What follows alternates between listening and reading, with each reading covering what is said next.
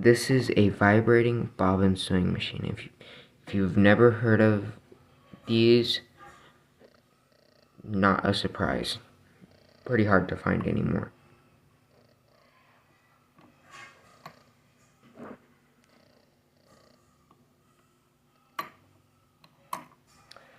The string goes over, that comes off of the needle, goes over the entire bobbin, and the bobbin makes a clink there and there.